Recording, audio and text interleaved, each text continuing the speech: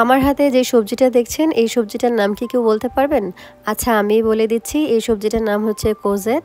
আর এটা বেলজিয়ামে পাওয়া যায়। এটার দুইটা ভ্যারিয়েন্ট আছে, সবুজ কালার পাওয়া যায়, আবার হলুদ কালারও পাওয়া যায়। বাট আজকে আমি এই হলুদ কালারটাই রান্না করব। হলুদ কালারটা কখনো খাওয়া হয়নি, তো আজকে রান্না করে খাবো। আর সাথে নিয়েছি আজকে মুরগির ডানা পাখনা, যেটা আমরা নারায়ণগঞ্জে বলি এটাকে ডানা পাখনা, বা অনেকে বলে মুরগির হাত।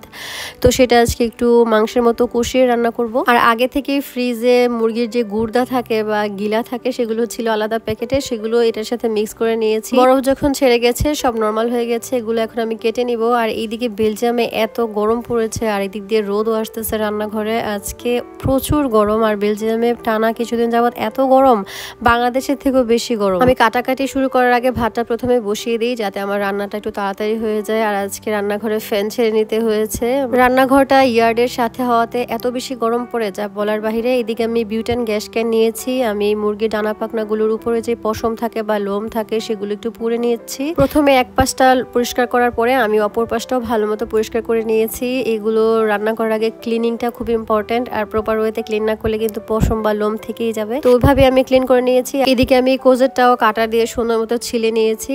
আর দেখতেই পাচ্ছেন হলুদ কালার ছিলকা বের হওয়ার পরে ভিতরে কিন্তু হলুদ কালারই দেখা যাচ্ছে। কেটে নিয়েছি কুচি কুচি করে, এখন এটাকে ভাজি করব। টানা 3 বার পানি দিয়ে ভালো মতো এটাকে পরিষ্কার করে নিয়েছি, এখন এটাকে ভাজি করব।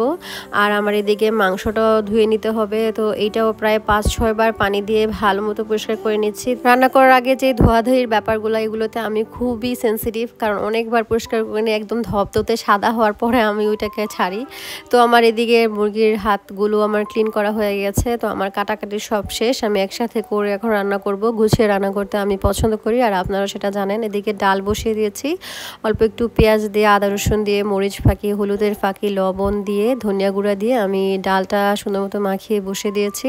ঢাকনা দিয়ে ঢেকে পাশের চুলায় পেঁয়াজ দিয়ে দিয়েছি। এটার মধ্যে মাংস কষাবো। 3 চামচ আদা রসুন বাটা একসাথে দিয়ে দিয়েছি, তারপর একটু পানি দিয়ে তারপর এখানে মশলাগুলো অ্যাড করব। পানিটা আগে দেওয়ার কারণ হচ্ছে যাতে মশলাগুলো পুড়ে না যায়। মরিচের ফাঁকি দিয়েছি 2 চামচ, হলুদের ফাঁকি 1 চামচ, ধনিয়া গুঁড়া দিয়েছি 2 চামচ, লবণ দিয়েছি 2 চামচ। এখন এটাকে ভালো মতো কষিয়ে নিচ্ছি। মুরগির যে হাতগুলো আছে, গুর্দা বা গিলাগুলো ছিল, সেগুলো আমি একে করে এই কষানো মশলার ভিতরে দিয়ে দিব। এভাবে শুধু শুধু মানে মুরগি ডানা রান্না করা হয় না কখনো, এমনিতে মাংসের সাথে মুরগির হাত পা বা যাই থাকে ওগুলো অ্যাড করা হয়, বাট আজকে শুধু ডানা দিয়ে রান্না করছি, মানে শুধু হাতটা দিয়ে রান্না করে দেখছি যে আসলে খেতে কেমন লাগে।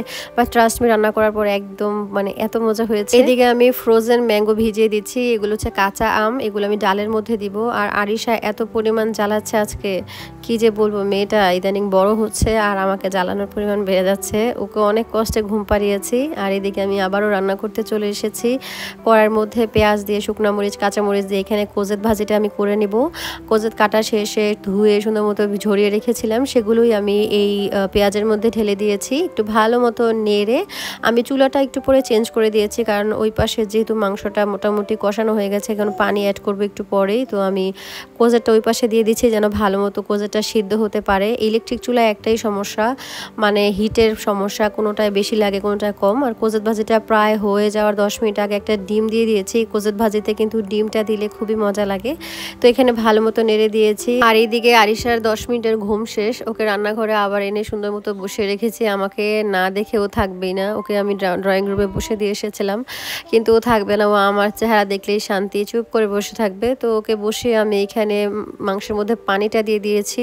পানিটা দিয়ে দেওয়ার পরে আমার ওইদিকে কোজেত ভাজিটাও হয়ে গেছে। আমি জাস্ট ধনিয়া পাতাটা অ্যাড করে এখন কোজেত ভাজিটা নামিয়ে ফেলবো। আর পাশের চুলায় যে ডালটা সিদ্ধ করেছি সেটা আমি ব্লেন্ডার দিয়ে ভালো মতো ব্লেন্ড করে নিয়েছি। এখন এটার মধ্যে অ্যাড করব কাঁচামরিচ, ফ্রোজেন করা যে আমগুলো ভিজিয়ে রেখেছিলাম সেগুলো দিয়ে দিয়েছি। এই গরমের ভিতরে আম ডাল খেতে কিন্তু খুবই ভালো লাগে, তো আমি সেই চিন্তা থেকে আজকে আম ডাল রান্না করছি।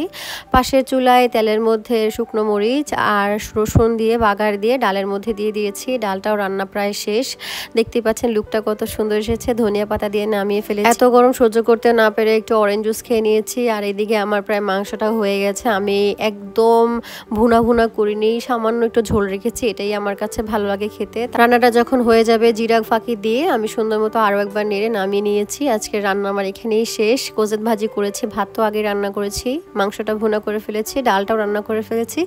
এখন আমি সুন্দর মতো খেতে বসে গিয়েছি। আমি আজকে অনেক লেটে খেয়েছি, রান্না করার পরে এত গরম লাগছিল, প্রায় 1-2 ঘন্টা একটু রেস্ট নিয়ে ঠান্ডা মাথায় পরে খেয়েছি। আচ্ছা, এর মধ্যে একটা কথা বলি, আপনারা আমার রান্নার ব্লগ এত বেশি পছন্দ করেন আর এত কমেন্ট করেন, আমি খুবই অবাক হয়েছি। আমার কাছে খুবই ভালো লাগছে আপনারা এত সুন্দর সুন্দর কমেন্ট করেন। যাই হোক, আমার পেজের সাথেই থাকবেন, কমেন্ট করবেন, ভালো থাকবেন, সুস্থ থাকবেন। আল্লাহ হাফেজ।